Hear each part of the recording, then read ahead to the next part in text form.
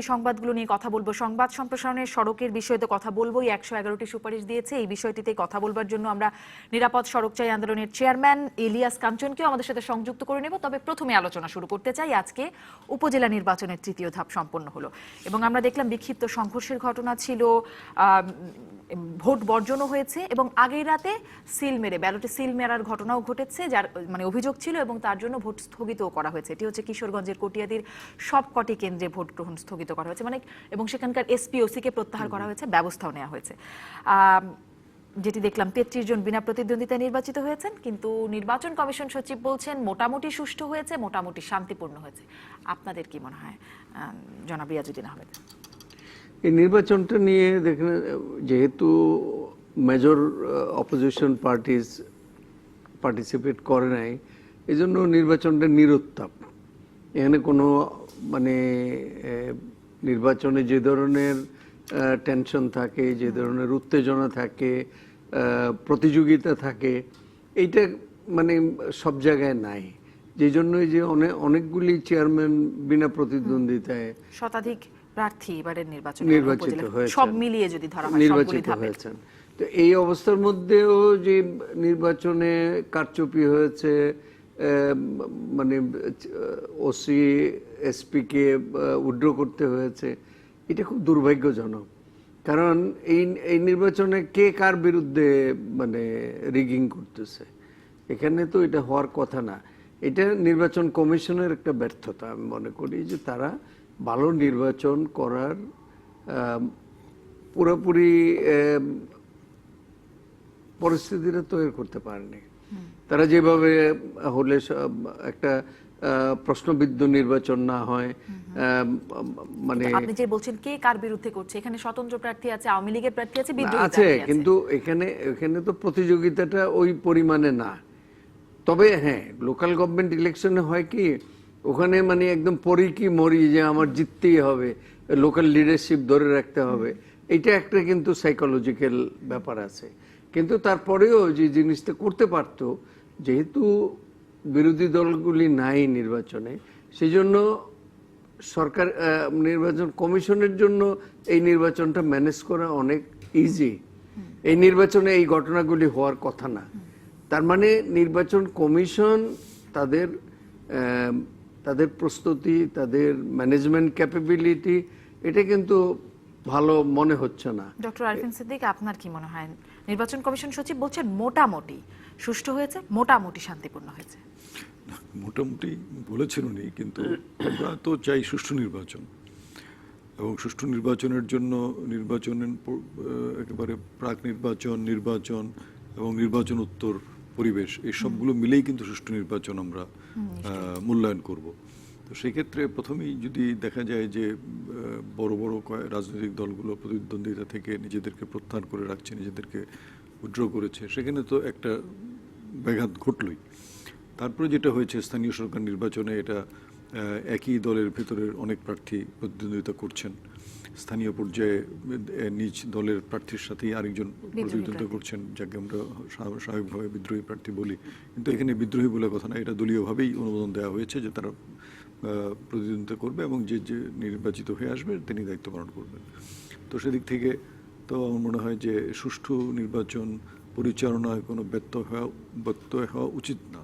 কিন্তু যেটা আপনি বললেন, আমরাও যেটা দেখলাম যে রাত্রিতে সিল মারার মতো অভিযোগ এসেছে এবং সেই কারণে পুলিশ কর্মকর্তাদেরকেও প্রত্যাহার করা হচ্ছে, এগুলো সত্যি দুঃখজনক এবং অনাকাঙ্ক্ষিত। এটা কেন হবে? তো সেই বিষয়গুলো এখন দেখা দরকার। নির্বাচন কমিশন সুষ্ঠু নির্বাচনের জন্য পরিবেশ সৃষ্টি করবে। নির্বাচনে জনগণ ভোট দিতে কত শতাংশ যাচ্ছে, কত শতাংশ ভোট প্রক্রিয়ার সঙ্গে যুক্ত হচ্ছে, এটা কিন্তু নির্বাচন কমিশনের এখতিয়ারের বাইরে। নির্বাচন কমিশন কাউকে জোর করে নির্বাচন কেন্দ্রে ভোট কেন্দ্রে নির্বাচন কমিশন সচিব সেটা বলছিলেন যে এটি তাদের দেখার বিষয় না, বড় বিষয় না। জনগণের সচেতনতা আবার আপনার তৈরি হয়। ভোট নির্বাচনের প্রতিদ্বন্দ্বিতা কারা করছে, কারা প্রতিযোগী, তাদের সাথে তাদের কি সম্পর্ক, এখানে নানা ফ্যাক্টর কিন্তু কাজ করবে। তো আমার মনে হয় যে নির্বাচন কমিশন তাদের যে বিধিবিধান আইন কানুন, সেটা মেনে তারা নির্বাচন পরিচালনা করবেন। সেখানে যেন কোনো ব্যত্যয় না ঘটে, সেটা জনগণ দেখতে কিন্তু চাইবে। কিন্তু নির্বাচনে পার্সেন্টেজ, ভোটারের পার্সেন্টেজ বড় কথা নয়, যেটি নির্বাচন কমিশন সচিবও বলছেন, আপনিও বলছেন এটি নির্বাচন কমিশনের বিষয় না। কিন্তু যদি ভোটারের উপস্থিতি সন্তোষজনক না হয়, মানে তারাই যদি আগ্রহী না হয়, তাদের জন্যই তো মূলত ভোটের আয়োজন, ভোটারদের জন্য, তারা যদি আগ্রহ না হয়, তাহলে আসলে সুষ্ঠু নির্বাচনের সংজ্ঞাটা কেমন হয়ে যায়? এই জায়গাতেই কিন্তু নির্বাচন কমিশনের ব্যর্থতা। একটা নির্বাচনকে যদি আকর্ষণীয় করা না যায়, মানুষ যদি মনে না করে যে এই নির্বাচনে আমার ইচ্ছার প্রতিফলন ঘটবে, তাহলে কিন্তু তারা যাবে না ওইখানে। তারা দেখতেছে আমি ভোট দিতে পারতেছি না, আমার ভোটে অন্য সিল মেরে দিচ্ছে, এবং অন্যান্য অনিয়ম যেগুলি রিপোর্টেড হয়েছে, তো এই জিনিসগুলি নির্বাচন কমিশনের দেখা উচিত। এখন নির্বাচন কমিশন যদি বায়াসড সিদ্ধান্ত দেয়, বায়াস কোনো পদক্ষেপ নেয়, তাহলে তো এখানে ভালো ফল পাওয়া যাবে না। এখন দেখেন, এই নির্বাচনে ইলেকশনে ভোট দেওয়াটা থিওরিটিক্যালি আপনি বলবেন যে এটা ভোটারদের দায়িত্ব, অথবা রাজনৈতিক দলগুলির দায়িত্ব ভোটারদেরকে মানে কেন্দ্রে আনা। এটা থিওরিটিক্যালি আপনি বলতে পারেন, কিন্তু প্র্যাকটিক্যালি যখন তারা আসে না, তখন কিন্তু নির্বাচনটা প্রশ্নবিদ্ধ হয়ে যায়। যে কি হলো, 30% ভোট পড়ে, 20% ভোট পড়ে, অথবা এই যে টেলিভিশনে দেখাচ্ছে, এগুলি আরো মানে ড্যামেজিং হচ্ছে। যেমন যে একটা সেন্টারে 3000 ভোট, সকালবেলা আমি দেখলাম টিভিতে, 3000 ভোট, 3 ঘন্টা ভোট হয়ে গেছে, 120টা ভোট পড়েছে, এবং শুধু মহিলারা এসছে। তো বলছে যে এটা যেহেতু গার্মেন্ট এরিয়া, কাজটা সাইরে খাওয়া দাওয়া করে হয়তো বিকেলের দিকে আসবে। এটা তো কোনো কথা না। এবং আজকে টিভিতে শুনলাম যে খানিকটা বেড়েছে, যদিও উপস্থিতি সত্যিই কম, কিন্তু সকালের তুলনায় সময় বাড়ার সাথে সাথে না, উপস্থিতি কিন্তু টোটাল কি হয়েছে, টোটাল কত পার্সেন্ট ভোট পড়েছে, টোটাল কত পার্সেন্টেজ ভোট পড়েছে, এটা ইম্পর্টেন্ট।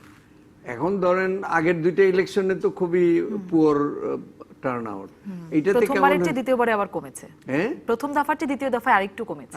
আজকের দফায় কত হলো সেটি আমরা নিশ্চয়ই জানবো। আজকের দফায় বোধহয় একটু বেড়েছে দ্বিতীয় দফার চেয়ে। মানে আমি আসলে সঠিক আমি ভালো হিসাবটা করে জানি না। শুনিও নাই, বাট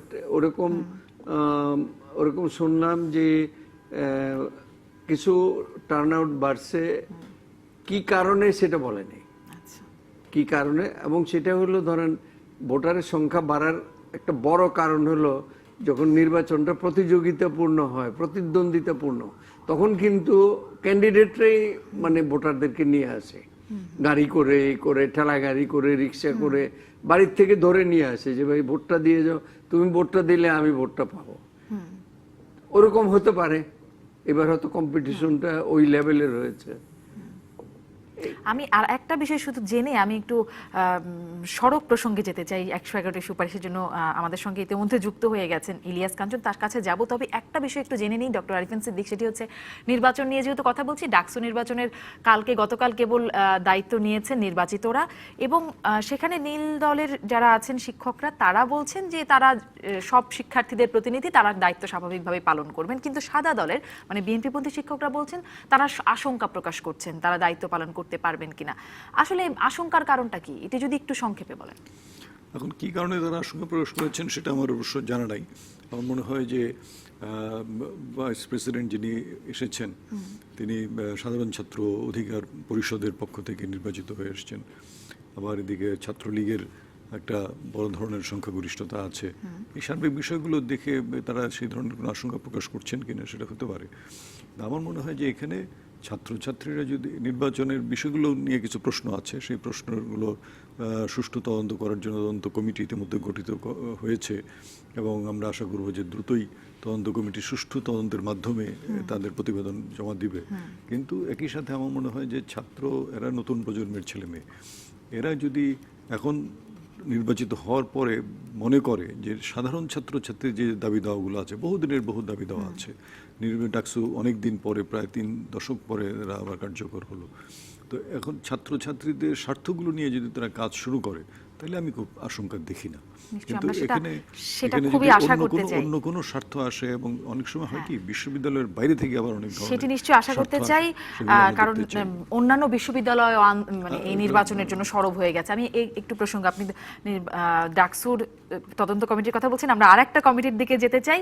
সড়কের শৃঙ্খলা ফেরাতে যে কমিটি গঠিত হয়েছিল গত 27শে ফেব্রুয়ারি, সেটির প্রতিবেদন সুপারিশ দেখেছি আমরা, আজকে এসেছে 111টি সুপারিশ। 4 এপ্রিলের মধ্যে চূড়ান্ত প্রতিবেদন যাবে। আমাদের সঙ্গে যুক্ত হয়েছেন নিরাপদ সড়ক চাই আন্দোলনের চেয়ারম্যান ইলিয়াস কাঞ্চন।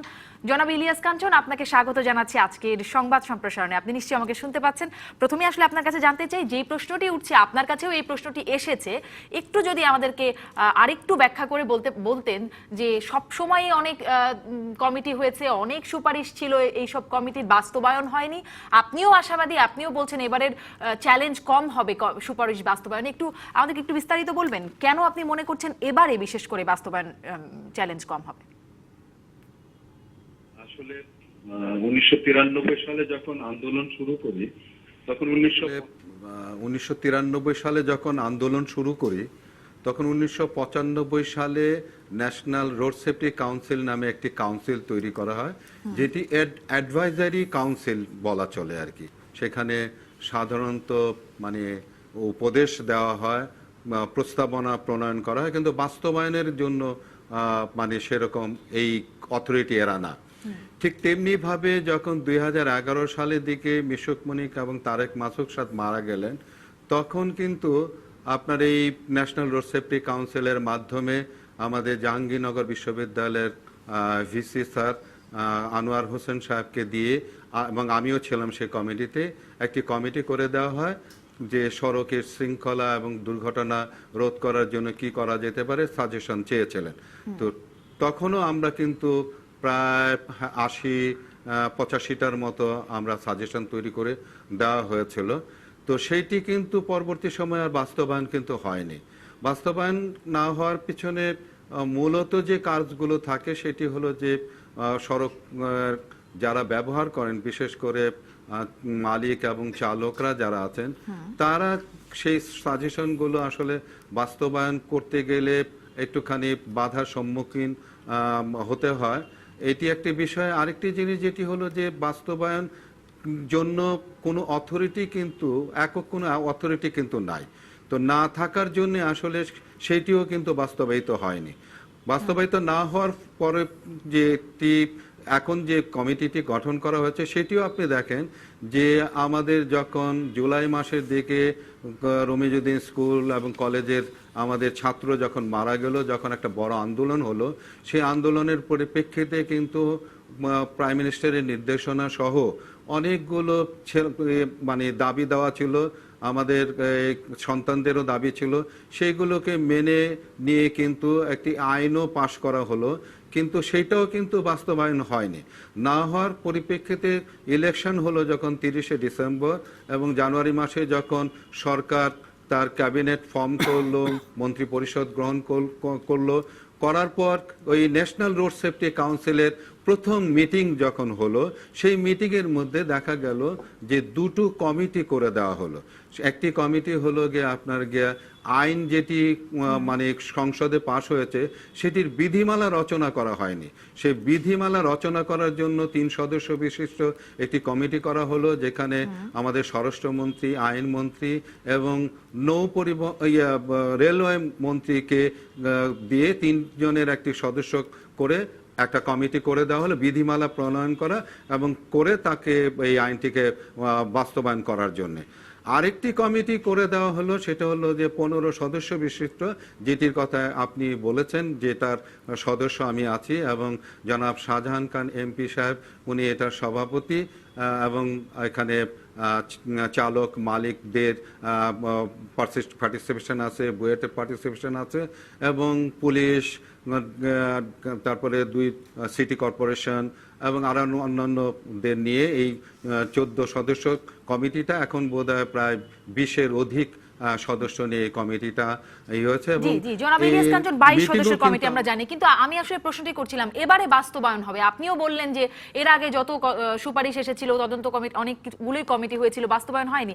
এবারে হবে, এটা কেন সুনির্দিষ্টভাবে শুধু এটুকু যদি বলতেন, এবারে কেন মনে করছেন বাস্তবায়ন হবে? এইটুকু আমি বলতে চাচ্ছি এর জন্য যে যারা সাধারণত মানে কোনো কিছু বাস্তবায়ন করতে গেলে যারা সবসময় একটুখানি মানে বাধার সম্মুখীন হতে হয় যাদের দ্বারা, তাদের নেতৃত্বে যেহেতু মানে এই কমিটিটা করা হয়েছে, বিশেষ করে শাহজাহান সাহেব শ্রমিক জনাব ইলিয়াস কাঞ্চন, আমি বুঝতে পারছি মানে মালিক শ্রমিকরা আছে বলেই আপনি আশা তো করছেন। আমি আসলে এখানে একটু প্রশ্ন করতে চাই যে সড়ক পরিবহন আইনটি যখন করা হলো তখনও তো শাহজাহান খান সংসদেই ছিলেন, তখনও মালিক শ্রমিকরা আপত্তিও জানালো না যখন আইনটি করা হয়, পরে আবার ঠিকই ধর্মঘট ডাকলো।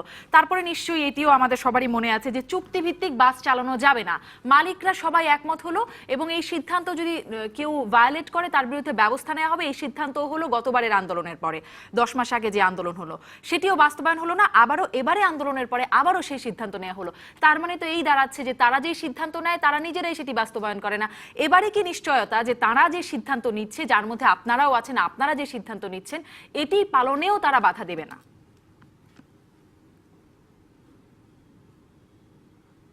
আমি এখানে একটি কথা বলতে চাই যে দীর্ঘ সময় আপনারা শুনেছেন যে আমি একটা অথরিটির কথা কিন্তু বলে আসছিলাম, যে অথরিটিটা হবে প্রাইম মিনিস্টারের তত্ত্বাবধানে কিংবা প্রাইম মিনিস্টারের যে মুখ্য সচিব যিনি আছেন, প্রাইম মিনিস্টার দপ্তরের যিনি প্রধান আছেন তাকে হেড করে, এবং এই সড়ক দুর্ঘটনা এবং সড়কের শৃঙ্খলার সঙ্গে যে অন্যান্য যে আমাদের মন্ত্রণালয়গুলো আছে সবগুলো মন্ত্রণালয়ের সচিব পর্যায়ের মানে সচিবদের নিয়ে একটি অথরিটি গঠন করার যে প্রস্তাবনা আমি দীর্ঘদিন ধরে দিয়ে আসছিলাম, সেইটি কিন্তু এবারকার এই প্রস্তাবনার মধ্যে এটি কিন্তু দেওয়া হয়েছে এবং এটা অ্যাকসেপ্টেড হয়েছে।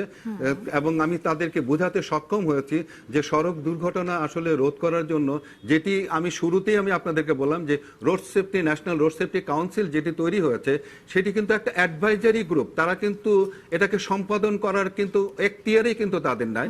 এবং এটার যে আপনার সভাপতি হলেন পদাধিকার বলে আমাদের মাননীয় মন্ত্রী, সড়ক মন্ত্রী ওবায়দুল কাদের সাহেব, এবং এর সদস্য সচিব হলেন বিআরটি এর চেয়ারম্যান। এবং আপনারা জানেন যে আমাদের দেশের যে আমলাতান্ত্রিক যে বিষয়টি আছে, যদি পদাধিকার বলে যদি ছোট হন তাহলে কিন্তু তাকে আগে স্যার পরে স্যার, মাঝখানে খুব কম শব্দ, প্রয়োজনীয় শব্দ খুব কম বলে, কিন্তু স্যার শব্দটি কিন্তু বেশি বলা হয়, যার জন্য কিন্তু এই আমাদের এখানে কিন্তু এই কাজগুলো কিন্তু আসলে করার অথরিটিটা কিন্তু আসলে সেরকম ভাবে নাই, যার জন্য অথরিটি না থাকার জন্য কিন্তু সাজেশন তৈরি হচ্ছে কিন্তু সেটি বাস্তবায়িত হচ্ছে না। এবার কিন্তু আমার এই সাজেশনটাও এখানে রাখা হয়েছে যে প্রধানমন্ত্রীর দপ্তরের মাধ্যমে একটা অথরিটি যেন তৈরি করা হয়, যে অথরিটি এই কাজগুলোকে বাস্তবায়ন করবে। বাস্তবায়নের একজন ওনারশিপ থাকতে হবে, সেই ওনারশিপটা এবারে আমাদের এই সাজেশনের। ফিরলাম সংবাদ সম্প্রসারণে। আমরা যেই প্রসঙ্গটিতে ছিলাম সেটি নিয়ে কথা বলতে চাই, 111টি সুপারিশ সড়কে নিরাপত্তা নিশ্চিতে। জনাব রিয়াজউদ্দিন আহমেদ, আপনি একটি প্রশ্ন করতে চাইছিলেন, কিন্তু আপনি একটু যদি অনুমতি দেন, আমি একটি বিষয় কথা প্রসঙ্গে একটি প্রশ্ন আছে, আমি জনাব ইলিয়াস কাঞ্চনের কাছ থেকে জানতে চাই। আপনি যেটি বলছিলেন যে এর আগে যেই সড়ক নিরাপত্তা মানে রোড সেফটি কাউন্সিল যেটি ছিল সেটির বাস্তবায়নের অথরিটি ছিল না, এবারে সেটি থাকছে, কিন্তু বরাবরই তো বাস্তবায়নে কোনো না কোনো কর্তৃপক্ষ ছিল যাদের গাফিলতিতেই হয়তো আজ এই অবস্থা, বাস্তবায়ন হয়নি। আমি আসলে জানতে চাই এবারও যদি আমরা দেখি বাস্তবায়ন হচ্ছে না তাহলে কি হবে? বাস্তবায়ন না করতে পারলে কি এই কমিটির বিরুদ্ধে কোনো ব্যবস্থা নেওয়া যাবে, বা রোড সেফটি সেল যেটি গঠিত হবে সেটির বিরুদ্ধে ব্যবস্থা নেওয়া যাবে?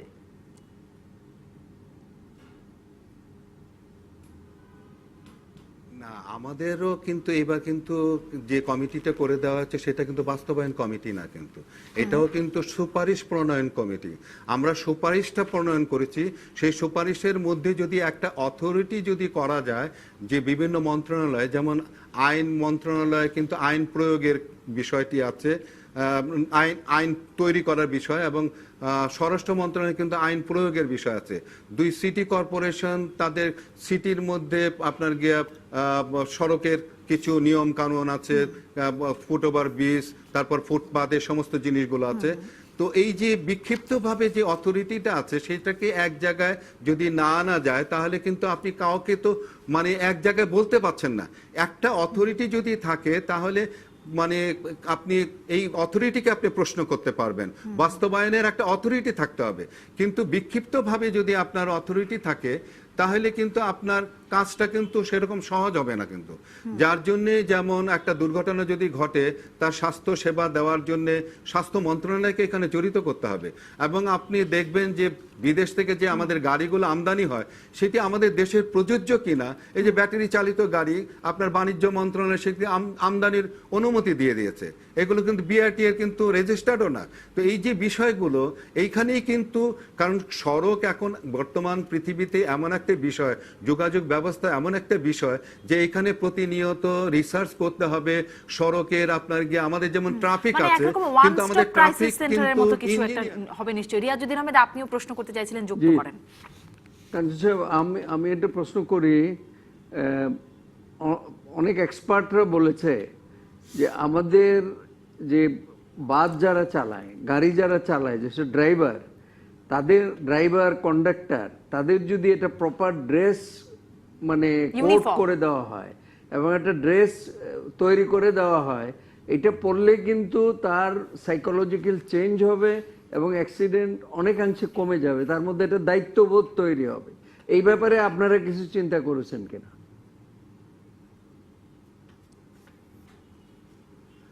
আমরা প্রথম কথা হলো যে আপনারা জানেন যে 18 লক্ষ চালকেরই আমাদের অভাব।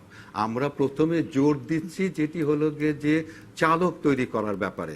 আরেকটি জিনিস যেটি আপনাদেরকে আমি স্মরণ করাতে চাচ্ছি যে চালক বলতে শুধু বাস এবং ট্রাকের চালক নয়, কিন্তু সড়কে এই যে মনে করেন আপনার রিক্সা, তারপরে ভ্যান, আপনার সিএনজি, তারপরে 3 হুইলার, এই যে নানান রকমের গাড়ি চালাচ্ছে তাদেরও কিন্তু মিনিমাম অন্তত কোনো কিছু মানে আপনার গিয়ে ট্রেনিং নাই সড়কের নিয়ম নীতি সম্পর্কে, ট্রাফিকের সিগন্যালের ব্যাপারে, রোড সাইনের ব্যাপারে।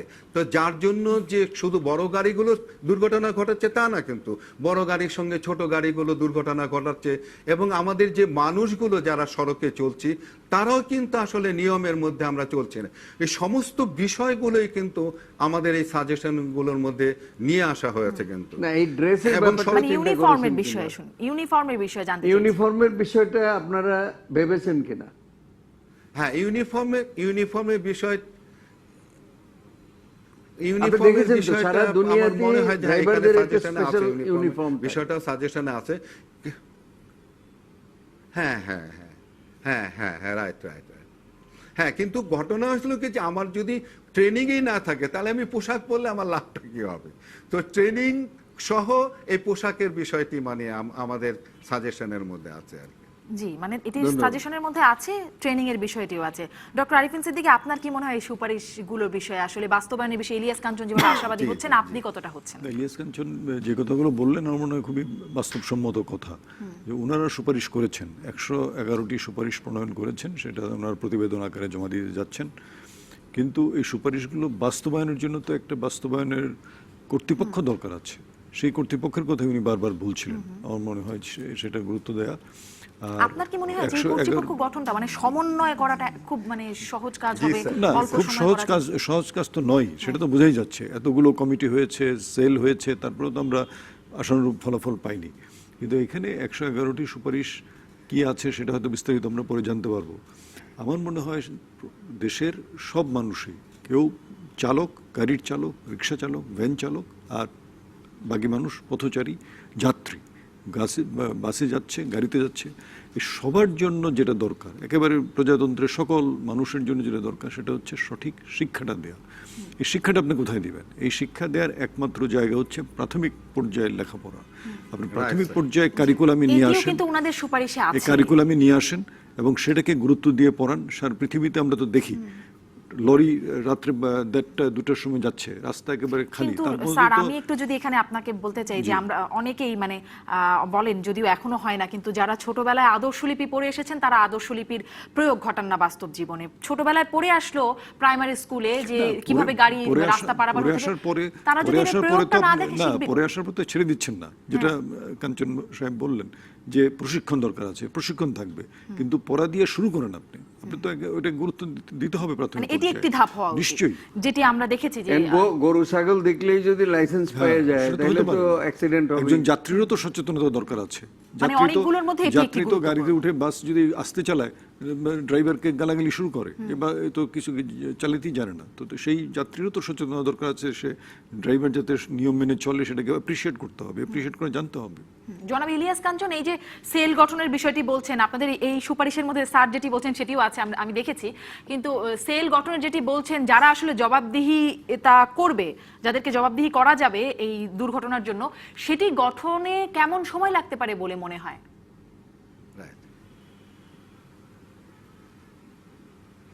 এইটা তো আসলে আমি বলতে পারবো না। এটা সরকার এই সুপারিশগুলোকে কতটা গুরুত্ব দিবে এবং সড়ক দুর্ঘটনা রোধ করার বিষয়টি কতটা গুরুত্ব দিবে, এবং এইখানে কিন্তু এই যে আমি অর্থ মন্ত্রণালয়েরও কিন্তু এখানে এই অথরিটির মধ্যে থাকার বিষয়, কারণ অর্থ যদি আপনি না দেন তাহলে তো কোনো কাজই হবে না। জি, আপনি জনাব ইলিয়াস কাঞ্চন, তার মানে মনে হয় অর্থ একটা আবারও বড় একটু ব্যাপার। ঝুলেই গেল তো কিনা? সেইটাকে গুরুত্ব দিয়ে কিন্তু আমাদের এখানে দেখবেন যে আর একটা প্রশ্ন সাথে সাথে করে দেই, সেটি হচ্ছে যে আপনাদের যে আশু বাস্তবায়নের যে সুপারিশগুলো আছে তার মধ্যে 4 নম্বর সুপারিশ হচ্ছে দুর্ঘটনাকে কেন্দ্র করে ইলেকট্রনিক বা প্রিন্ট মিডিয়াতে নেতিবাচক কিছু প্রচার করা যাবে না।